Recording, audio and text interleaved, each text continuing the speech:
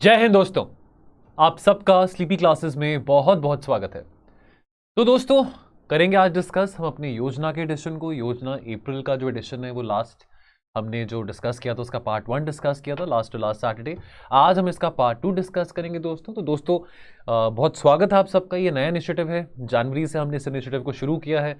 I know that अभी prelims पास में है तो अभी प्रीलिम्स की ही तैयारी आप ज़्यादातर कर रहे हैं, लेकिन ये प्लेलिस्ट बनी हुई है योजना की। आप जब प्रीलिम्स का एग्जाम देंगे तो जब आप मेंस ओरिएंटेड अपना फोकस रखेंगे तो आप ये प्लेलिस्ट को भी एक्सेस कर सकते हैं। तो कोशिश करूंगा कि थोड़ा आज कम समय में इसको हम डिस्कस करें। 3 टॉपिक्स हैं जो इस बार हम डिस्कस करने वाले हैं इस एडिशन में से। लास्ट टाइम हमने 4 टॉपिक्स डिस्कस किए थे। तो अगर आप अभी वीडियो नहीं देख रहे हैं, अगर अभी आप प्रीलिम्स की तैयारी कर रहे हैं तो उसको बाद में ज़रूर देख लेना। पीडीएफ आपको इसके साथ नीचे डिस्क्रिप्शन लिंक में ज़रूर मिल जाएगा। क्यों हम योजना कर रहे हैं? देखिए दोस्तों, चलो यूपीएससी की तैयारी करने के लिए योजना मैगजीन हमारे लिए बहुत लाभदायक रहती है, बहुत फ़ायदे में रहती है। चलो हम न्यूज़पेपर्स पढ़ते हैं, एडिटोरियल्स पढ़ते हैं। अब ये एडिटोरियल्स हैं जो न्यूज़पेपर्स में खबरें आती हैं, जो रिपोर्ट्स आती हैं, सोशियो इकोनॉमिक इशूज़ की यहाँ पे बहुत बात की जाती है। तो योजना की भी अगर हम बात करें, योजना क्या है? सोशियो इकोनॉमिक इशूज़ की यहाँ पे बातचीत करी जा रही है, राइट। तो फॉर एग्जांपल इस साल इस मंथ का जो इशू है, अप्रैल 2020 का जो 2022 का जो इशू है वो फिनटेक से रिलेटेड है, राइट। अब अगर हम मई की बात करें तो फिर वो सोशल सेफ्टी से रिलेटेड है। तो सोशियो इकोनॉमिक इशूज़ हैं सारे के सारे। न्यूज़पेपर्स में भी यही इशूज़ आते हैं। होता क्या है कि हमको एक बैलेंस पिक्चर मिलती है, बिकॉज ये एक सरकारी मैगजीन है, बहुत सारी भाषाओं में लिखी जाती है, मार्केट में बहुत ईजिली मिल भी जाती है, कोई इतनी मुश्किल वाली बात नहीं है। बहुत 20-22 रुपए की मार्केट में मिल जाती है। आप चाहें तो उसको किंडल पे भी डाउनलोड कर सकते हैं। ज़रूरी बात क्या है यहाँ पे? ज़रूरी बात यह है कि ये सरकार का स्टैंड यहाँ पे हमको पता लगता है कि सरकार के क्या व्यूज़ हैं, सरकार की योजनाएं क्या हैं, सरकार की जो नीतियां हैं, सरकार की जो पॉलिसीज़ हैं, सरकार क्या काम कर रही है। मतलब इसमें ना मसाला कंटेंट नहीं हमको इतना मिलता।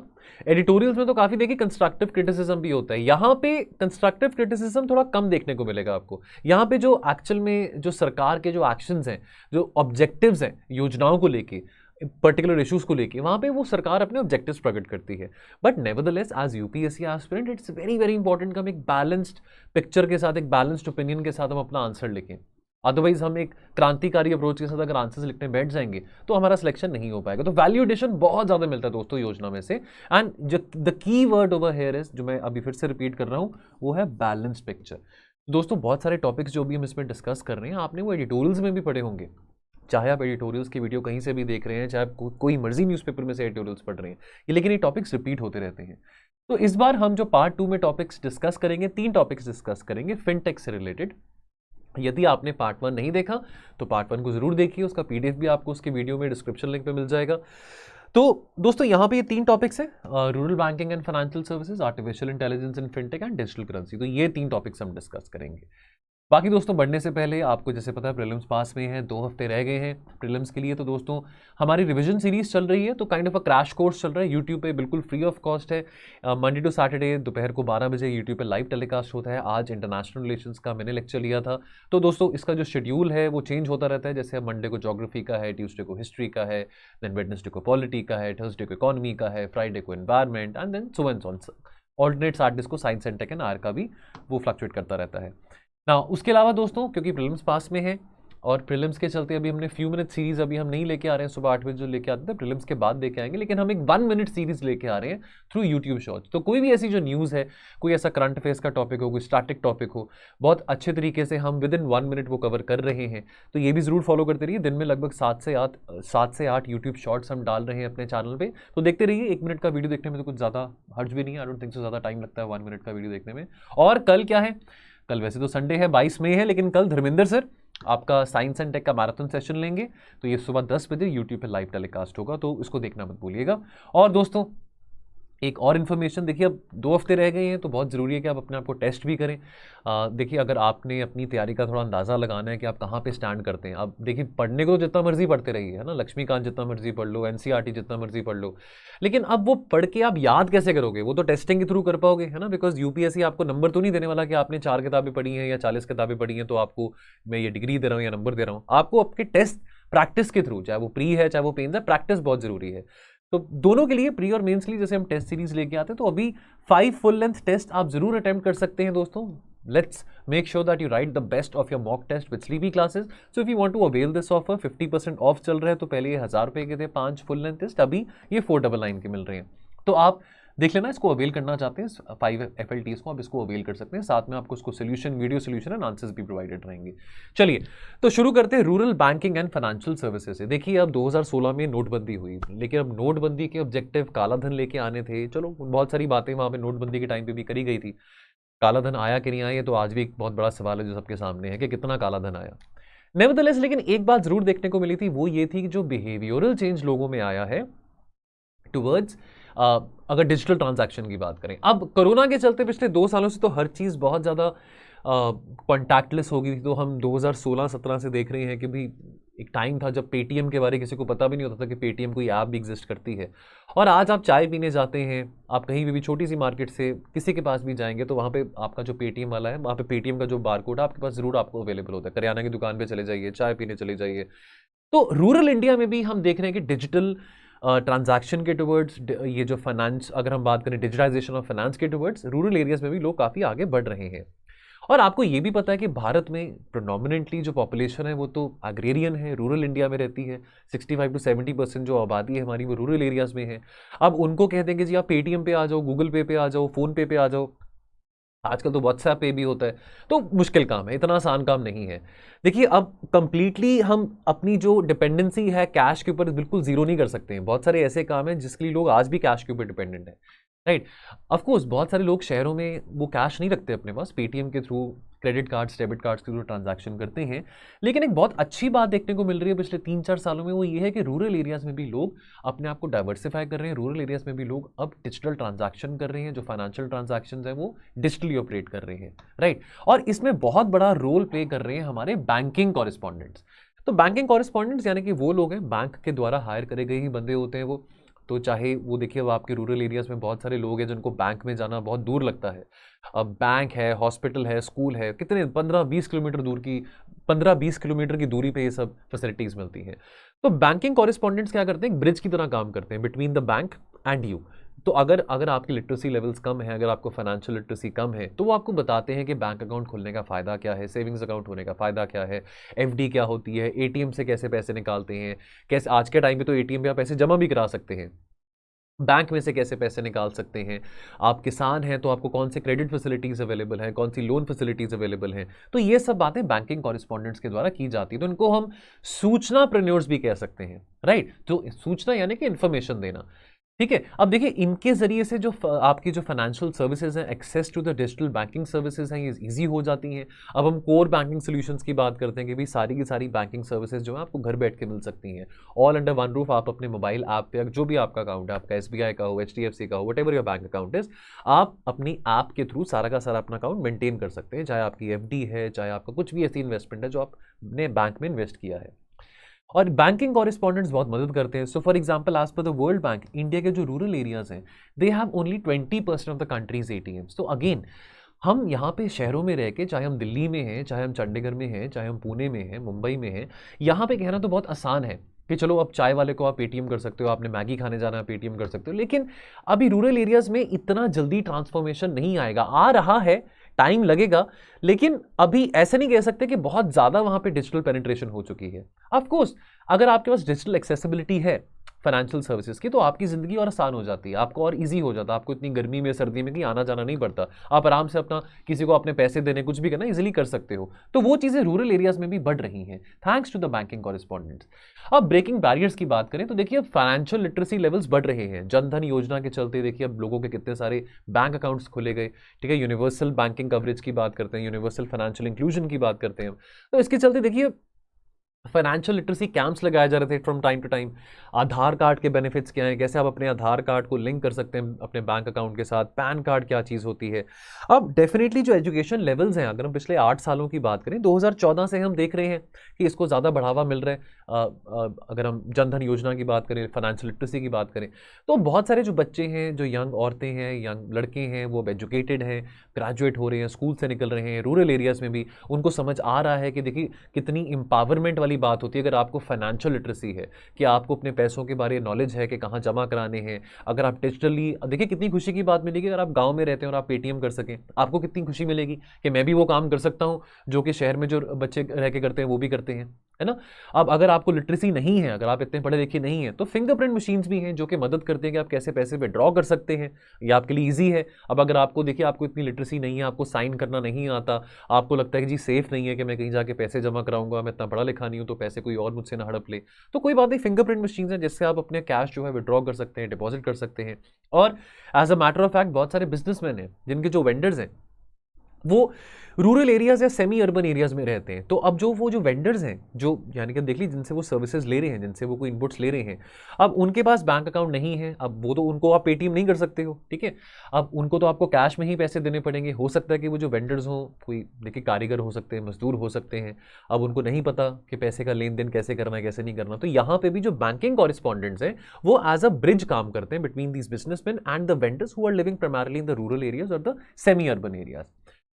सबसे बड़े चैलेंज की अगर हम बात करें दोस्तों, वो ट्रस्ट की बात आती है। देखिए अब देखिए जहाँ पे पैसा है वहाँ पे विश्वास होना बहुत ज़रूरी है।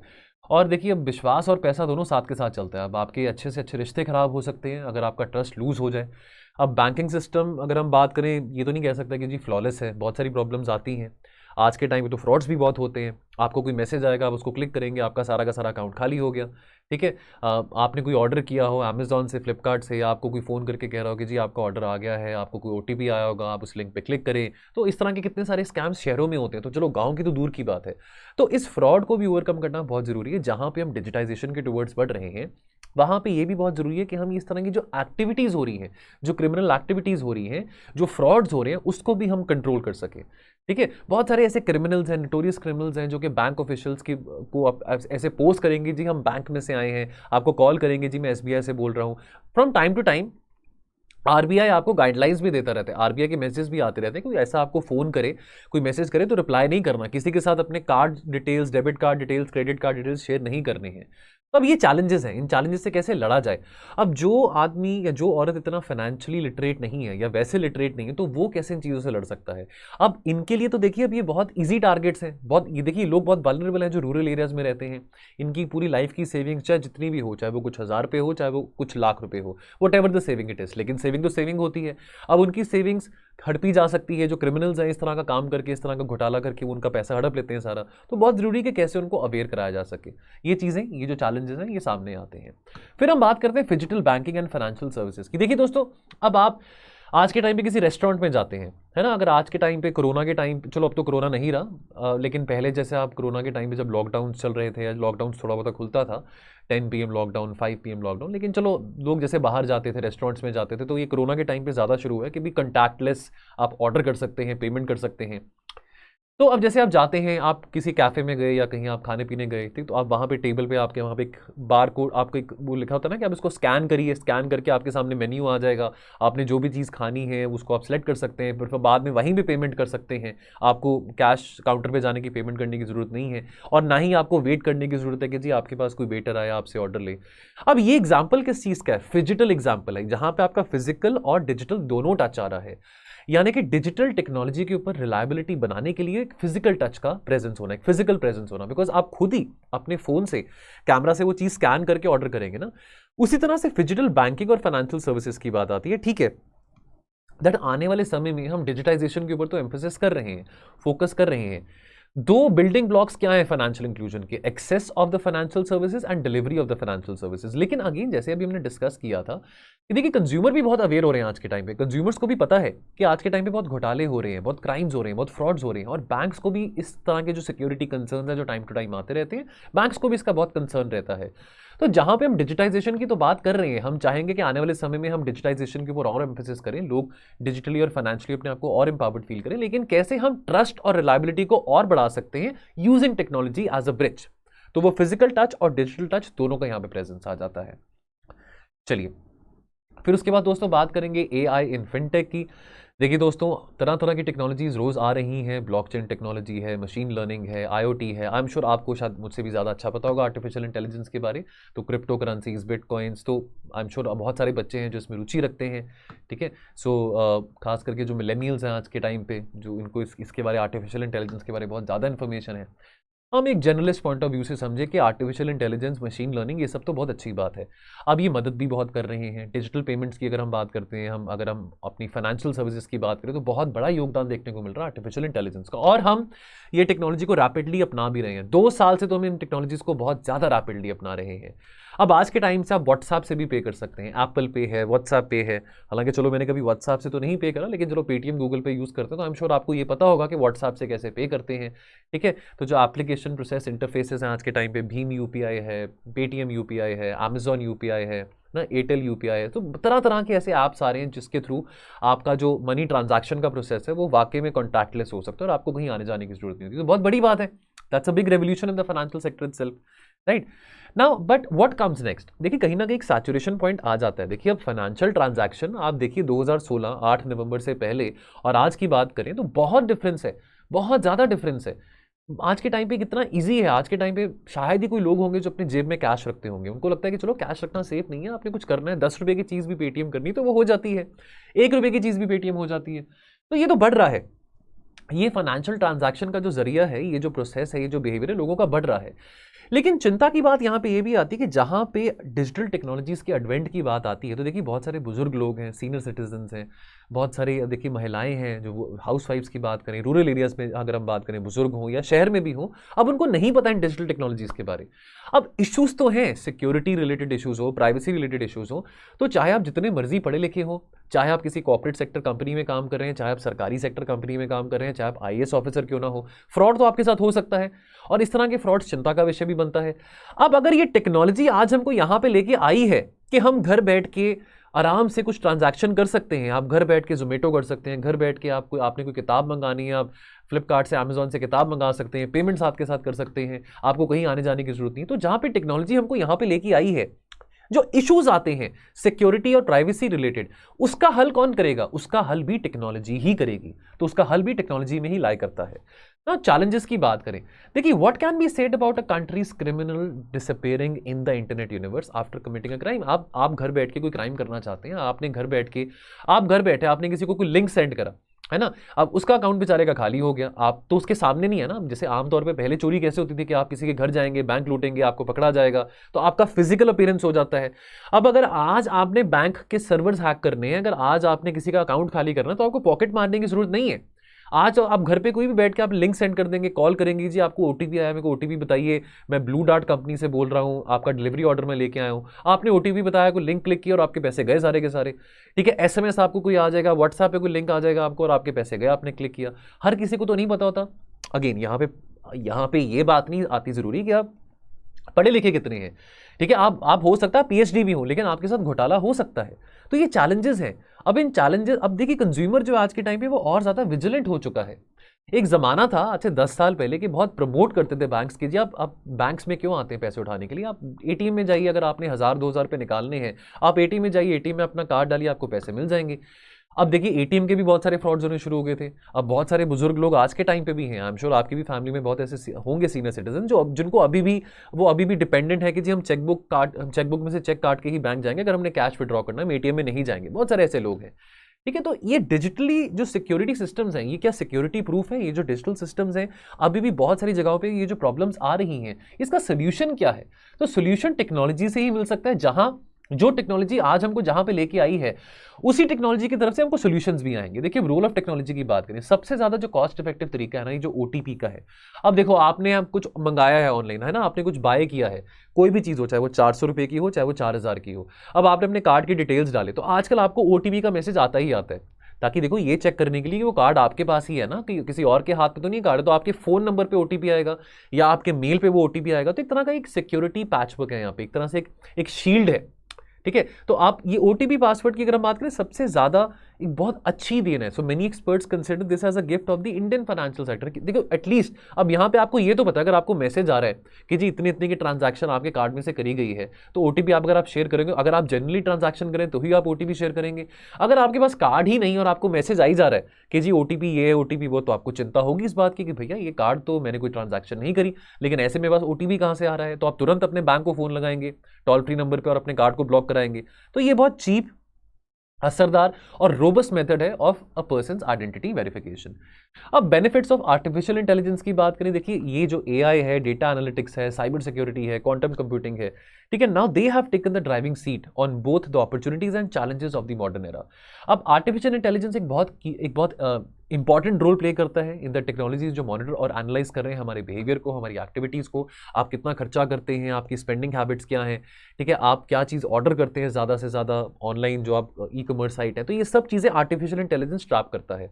अब अगर आज आप कोई टी शर्ट देख रहे हैं एडिडास की वेबसाइट पे और आपने वो देख के अपने कार्ट में छोड़ दिया, या आप देख के कुछ और किसी और वेबसाइट के टुवर्ड्स चले गए, आपने वो चीज़ छोड़ दी, तो ऑटोमेटिकली आप कोई और वेबसाइट खोलेंगे, आपको वो टी शर्ट वहाँ पे डिस्प्ले होनी शुरू हो जाएगी कि ये टी शर्ट आप देख रहे थे, आपको याद दिलाने के लिए कि भी टी शर्ट आप देख रहे थे, आपने खरीदनी कि नहीं खरीदनी है।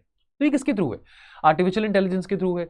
आप कोई अपनी मनपसंद चीज़ जो खाते हैं, अगर आप मान लीजिए जोमेटो से आप मान लो पिज्ज़ा ऑर्डर करते हैं हर बारी जोमेटो से, तो आपके सामने 10 और रेस्टोरेंट्स आ जाएंगे जब भी आप जोमेटो खोलेंगे जो कि पिज्ज़ास डिलीवर करते हैं। तो ये आर्टिफिशियल इंटेलिजेंस हर जगह है, ठीक है, हर जगह आ रहा है, हर जगह काम आ रहा है ये, ठीक है। तो यहाँ पे ये भी बहुत जरूरी है दोस्तों। फॉर एग्जांपल अगर यहाँ पे हम बात करें, हम क्योंकि सिक्योरिटी फ्रेमवर्क की बात करते हैं आर्टिफिशियल इंटेलिजेंस की, सपोज आपका क्रेडिट कार्ड है वो किसी ने चुरा लिया है और कोई मल्टीपल जगहों पे यूज कर रहा है। अब आपको तो नहीं पता कि वो आपका क्रेडिट कार्ड किसके पास है और वो कौन सी जगहों पे यूज कर रहा है, लेकिन through the advent of technology अब हम वो ट्रैक कर सकते हैं कि वो जो इंसान है जो आपका क्रेडिट कार्ड यूज कर रहा है वो कहाँ कर रहा है यूज, और वो है कहाँ पे, उसकी लोकेशन कहाँ पे है।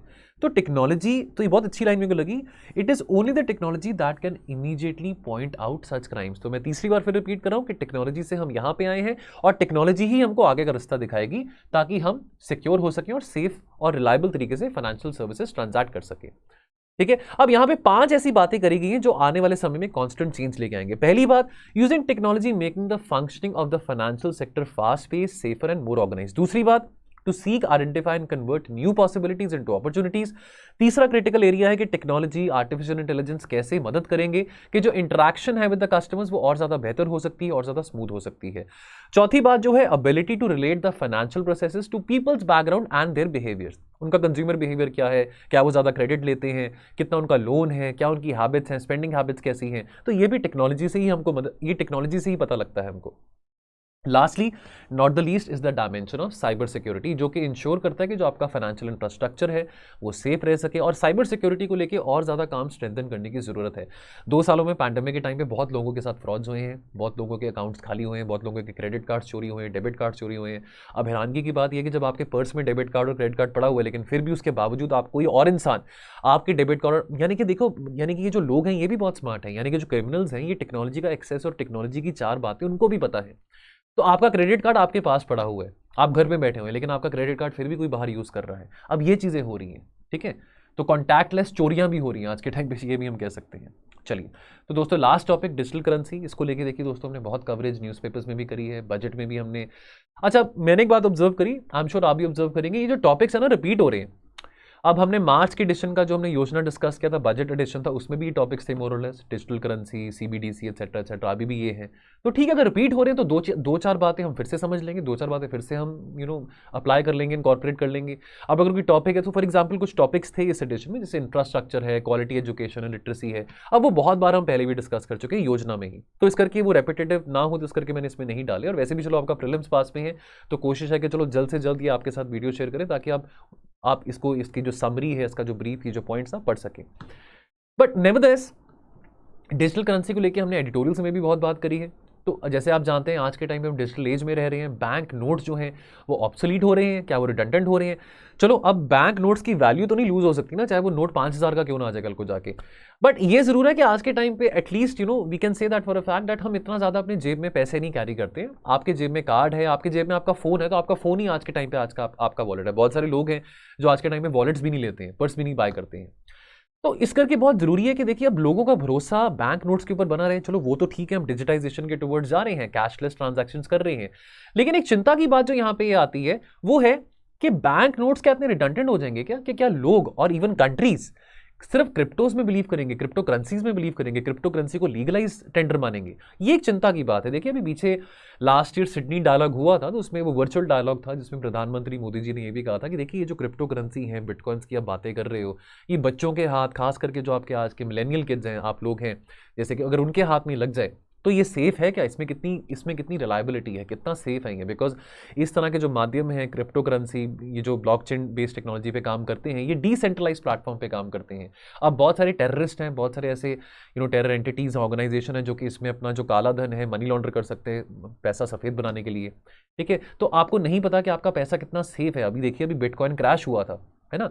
अब इस क्रिप्टो करेंसी की अगर हम बात करते हैं, क्रिप्टो करेंसी ब्लॉकचेन वाले प्लेटफॉर्म पे काम करते हैं, डिसेंट्रलाइज प्लेटफॉर्म पे काम करते हैं। तो इसमें इस सिस्टम के चलते भाई आपने किसी को पैसे देने, तो वैसे तो अगर आपने किसी को 2000 देने तो आप उसको 2000 का नोट देंगे और जो भी हिसाब किताब है पूरा कर लेंगे। लेकिन इसके चलते आप उसको कोई पैसे नहीं दे रहे हैं, या किसी बैंक का यहाँ पे इंटरमीडियरी नहीं है, यानी कि आपने अपने बैंक को नहीं बोला कि जी मैं चेक काट के किसी पर्सन को दे रहा हूँ तो 50,000 रुपये उसको दे रहे, नहीं। ये क्रिप्टो करेंसी के चलते आप वैल्यू ट्रांसफर कर रहे हैं bypassing the banking financial system. तो ये कितना, अब obviously that raises questions of its safety as well. ठीक है, अभी आपने किसी को पैसे देने हैं, एटलीस्ट आपने चेक काट के किसी को दिया कि उसको 50,000 देने हैं, लाख रुपया देना, तो आपको पता तो ना कि आपके बैंक में से वो जाएंगे। क्रिप्टोज में तो आपको वो भी नहीं पता कि अनोनिमस है सारा का सारा काम।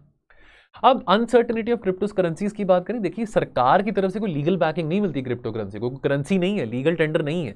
It is neither cash nor an equity instrument. चलो आप स्टॉक मार्केट में पैसे इन्वेस्ट करते हैं, आपने रिलायंस में शेयर्स इन्वेस्ट करे, आपने पेटीएम में शेयर्स इन्वेस्ट करे, आपने एलआईसी का आईपीओ लिया, वो तो चलो इक्विटी इंस्ट्रूमेंट हो गया। आप म्यूचुअल फंड्स में करते हैं, वो और बात है। क्रिप्टो करेंसी ना तो कैश है ना एक इक्विटी इंस्ट्रूमेंट है। बहुत सारी कंट्रीज वैसे देखिए वो तो अपने आप को रिफ्रेन कर रहे हैं, लेकिन अब हम बात करें कैरिबियन कंट्रीज की, हम एल साल्वाडोर की बात करें। देखिए एल साल्वाडोर में क्या हुआ, एल साल्वाडोर ने ये कहा था कि जी जो क्रिप्टो बिटकॉइन है वो हमारा लीगल टेंडर होगा, लीगलाइज कर दिया, ऑफिशियली इसको लीगल कर दिया। जनवरी 2022 में कुछ महीने पहले आईएमएफ ने कहा एल साल्वाडोर को कि भैया ये जो आपने लीगलाइज करा है ये गलत काम करा है, कल को आपकी इकोनॉमी बहुत बुरी हालत में आ सकती है, आप डूब भी सकते हैं। और वही हुआ, अभी बिटकॉइन क्रैश हुआ और आज के टाइम पे 1/3 of the government holdings of El Salvador, जो कि सारी की सारी वैसे क्रिप्टोज में थी, बिटकॉइन में थी, वो सारी की सारी क्रैश कर चुकी है। ठीक है, तो देखिए अब यहां पे इस करके जो क्रिप्टो मीनिया की बात करें, तो अभी इस साल का जो बजट अभी आया था, इस साल का जो बजट अभी अनाउंस करा गया था, तो यहां पे बात करेगी क्रिप्टो टैक्स के बारे में। 30% जो कैपिटल गेन्स टैक्स है उसकी यहां पे बात करी गई है ना। क्रिप्टो करेंसी को लीगलाइज नहीं हुआ, मतलब अगर क्रिप्टोस पे टैक्स लग रहा है डजंट मीन क्रिप्टो करेंसी को लीगलाइज कर दिया गया। तो क्रिप्टोस को डिस्करेज करने के लिए via taxation and capital gains provisions ये फीचर इस साल के बजट में लेके आया गया है। लेकिन सवाल ये उठता है कि क्या ये स्लो डाउन करेगा the growing use of cryptos in India. देखिए जो डेप्यूटी गवर्नर है आरबीआई के, उन्होंने कहा था कि cryptos are worse than the Ponzi schemes as well and he argued against legitimizing them. तो आरबीआई ने अनाउंस किया है, अपने इस साल बजट में भी बात आई थी सेंट्रल बैंक डिजिटल करेंसी के बारे में।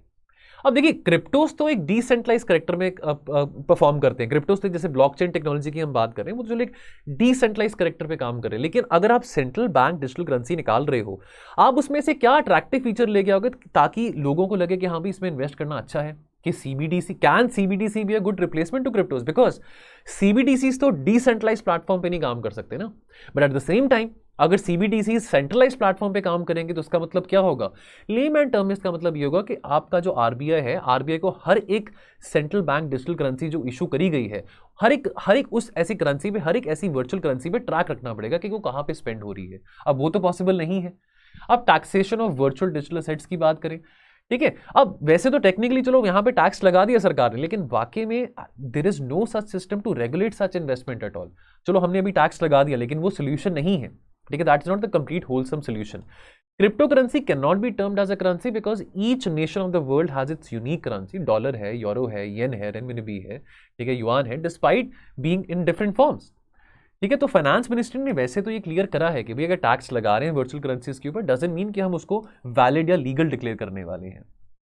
ठीक है, अब सरकार ने बहुत सारे ओकेजन्स पे ये बोला दैट उनको कोई ऑब्जेक्शन नहीं है अगर ब्लॉकचेन टेक्नोलॉजी पे भी अगर आपने सेंट्रल बैंक डिजिटल करेंसी बनानी है। इनफैक्ट डिजिटल करेंसी कोई भी हो, उसका जो वेरी फाउंडेशन है वो ब्लॉकचेन टेक्नोलॉजी ही होता है। अब इंट्रोडक्शन क्या ये एक बहुत बड़ा बूस्ट इंडियन इकोनॉमी को करेगा, इंट्रोडक्शन ऑफ सीबीडीसी, ये हमारे सामने क्वेश्चन है। ठीक है, अगर हम डिजिटल करेंसी की बात करें, this will lead to more efficient and cheaper currency management system. For CBDC एक प्रोविजन है to bring an amendment into the RBI act 1934 by introducing in the finance bill. ये ऑलरेडी हो चुका है।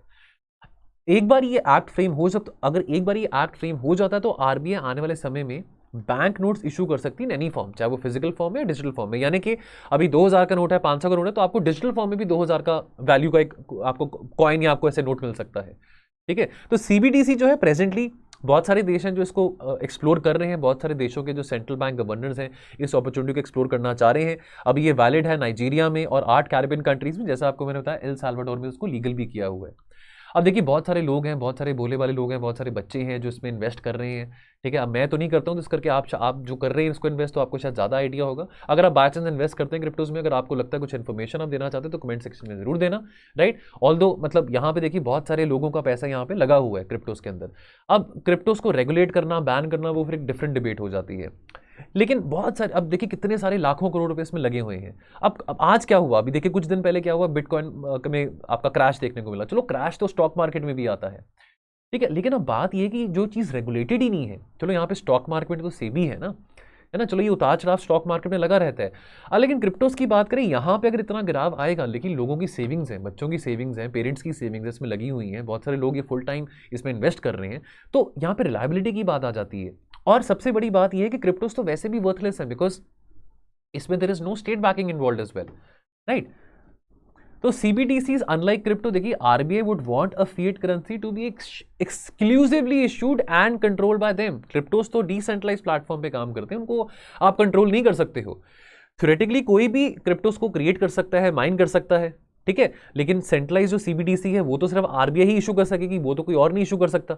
तो अगर इसको डिसेंट्रलाइज प्लेटफॉर्म पे रख देंगे, इसका मतलब होगा कि सीबीडीसी कोई भी इशू कर देगा, लेकिन यहां पे तो पॉसिबल नहीं है। एक बार एक करेंसी नोट इशू हो जाता है, RBI does not keep a track of its use and transaction. अगर आज आपने 500 रुपए किसी को दिए, तो आरबीआई जाके आपको ये तो नहीं पूछने वाला ना कि वो 500 रुपए जो आपने इस particular branch of state bank से विड्रॉ करे थे वो आपने इसको दिए हैं, कि आपने उसके समोसे खाए, उसका पिज्जा खाया, क्या खाया, तो आरबीआई तो उसको ट्रैक नहीं करेगा। तो अगर हम बात करें तो दुनिया भर में लगभग 100 देश हैं जो कि सीबीडीसी को एक्सप्लोर कर रहे हैं एट वन लेवल और दी अदर। कुछ इसको टेस्ट कर रहे हैं, कुछ ऑलरेडी डिस्ट्रीब्यूट कर रहे हैं सीबीडीसी को, लेकिन अभी तक इस बात का कोई वो ठोस सबूत हमारे सामने नहीं आया है, कोई वैलिड ग्राउंड नहीं है कि जो सीबीडीसी है वो एक सेफ ऑल्टरनेटिव है टू क्रिप्टोस। चलो सेफ तो होगा ही, क्रिप्टो से तो ऑल्टरनेटिव कुछ भी सेफ होगा, लेकिन कितना लिक्रेटिव और कितना अट्रैक्टिव ऑप्शन है एज कंपेयर टू क्रिप्टो, इस बात की अभी लॉजिकल इस पे नहीं हम पहुंचे हैं।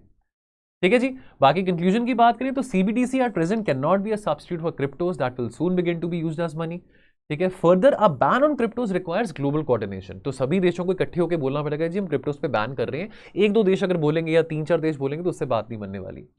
क्रिप्टो जो है वो मल्टीपल टाइम्स वैल्यू एक्वायर करते हैं, मल्टीपल टाइम्स उसको आप माइन कर सकते हैं, मल्टीपल टाइम्स उसको ऑब्टेन कर सकते हैं, वो बहुत बारी वो वैल्यू अपनी इंक्रीज करते रहते हैं, ट्रांजैक्ट करते रहते हैं। लेकिन अगर आप 500 रुपये आपने एक बार खर्च कर दिए, आपने बैंक से निकाले, तो वो 500 रुपये तो गए ना आपके, अगेन एंड अगेन आपको वो, अगर हाँ अनलेस आपके पास वो मनी हाइस्ट वाली मशीन पड़ी है घर पे, जो मनी हाइस्ट वाला जो आपने वो सीरीज देखी होगी नेटफ्लिक्स में, अदरवाइज आपके पास नोट छापने वाली मशीन घर पे पड़ी तो और बात है, या अगर आपके पास नकली नोट पड़े हैं 500 के 2000 के तो और बात है। लेकिन एक बार आपने 500 का नोट खर्च कर दिया तो उसके बाद या तो आपको 500 रुपये फिर से बैंक से लेके आने पड़ेंगे, एटीएम से लेके आने पड़ेंगे, या फिर आप ऑलरेडी फिर आपका बजट टाइट होगा, खत्म हो जाएगा।